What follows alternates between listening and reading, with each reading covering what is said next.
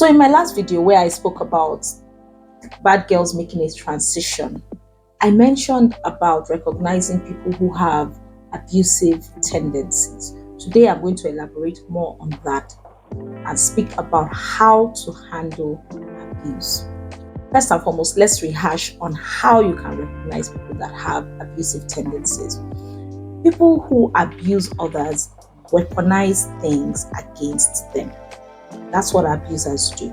They take things and they weaponize it against others. So they weaponize actions, they weaponize emotions, they weaponize finances, they weaponize knowledge, they weaponize disabilities or circumstances against their victims. So you'll find a man who is abusive financially, he would stop his wife from working and then weaponize her lack of finances against her so that she has nowhere to turn because she's solely dependent on him financially. And so he uses finances or his financial advantage as a weapon of control.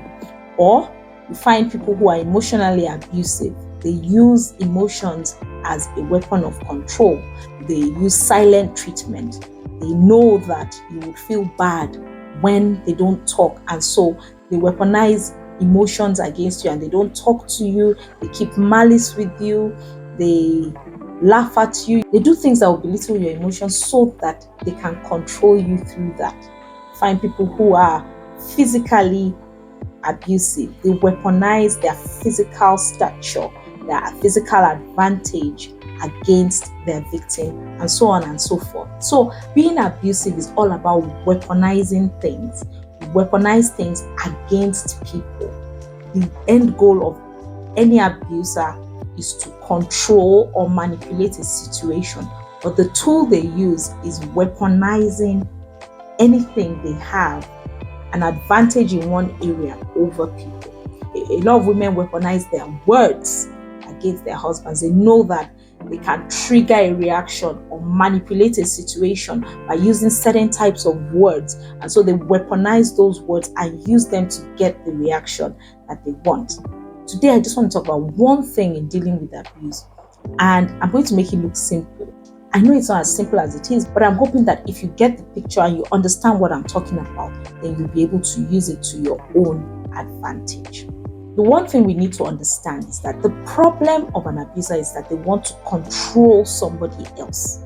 And so if you find yourself wanting to control people, watch.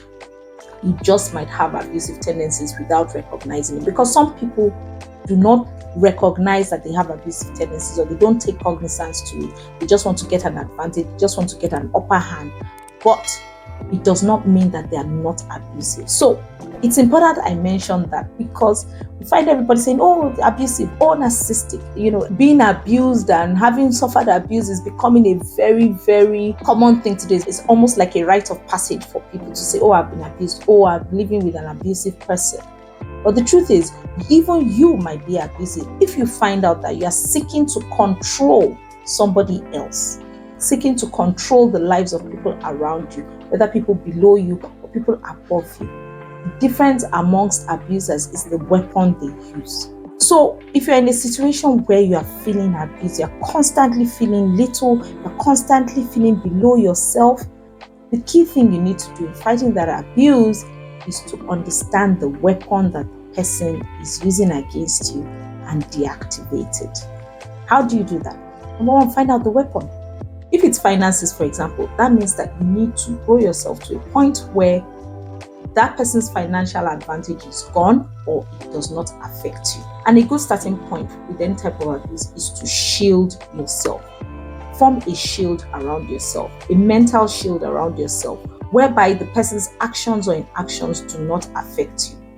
Abusers thrive on knowing how their actions or inactions affect you.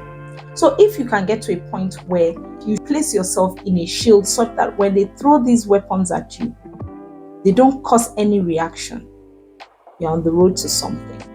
First of all, you've destabilized that abuser because they don't know where to look. They're not sure what they're getting. They're not getting the result that they anticipated. Their abuse is not having the anticipated results. And so they're not sure what next to do or how to handle it. Build a mental shield around yourself. Now, I'm not just talking about building an external shield where I don't show that it affects me. You have to develop yourself to the point where it really doesn't affect you. There are steps that you need to take. First and foremost, if it's financial abuse, start earning money. Find the fastest opportunity you can to start earning an income by yourself. You've made the first mistake by being in a situation where you have no income and you are fully dependent on somebody else. It can stop. Put a stop to it and start earning an income. But here's the thing, you have to be smart about it. Don't start earning an income and start flaunting your income up and down. Be wise and smart. Earn your income quietly and build up your income. Build it up to a point where you can take care of yourself. You are not fully dependent on this person anymore. If it's emotions, stop letting the person's lack of talking to you get to you. If they know that, oh, the minute I stop talking, this person is going to feel bad and all that, then don't let it affect you.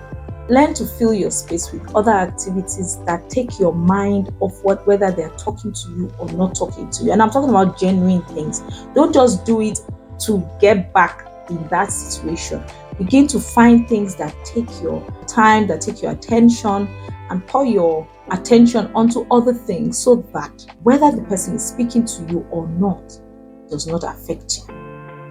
Reframe situations. Instead of saying, oh, this person is not talking to me, say, oh wow, the person not talking to me is freeing me up to do certain other things I would not have done. So start to change your perception about issues. That's the fastest way to build a shield. As you build a shield, then you begin to take actions to actually change the circumstances. So like I said, if it's financial, first of all, build a shield. When they're telling you, oh, you don't have money, you know what you're doing. Begin to look for ways that you can earn money.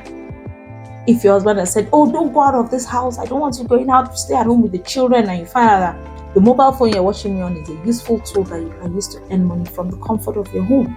Go online, research, find something you can do within your circumstances that can allow you to build the income you need. Don't be a reactive person. Have a plan and then work with your plan. You don't respond to the weapon the person throws at you. Build a shield around so that the weapon does not hit you while you are working on the action that you need to take. I hope that put things in a little perspective for you and it helped you a bit. If it did, tell me in the comments. Remember to like this video, to share it with somebody who will find it useful, and definitely remember to subscribe to my channel. Look for links in the description below to contact me or to join my thriving community of women, Resilient Women's Network. Till I come your way again next time. Ciao.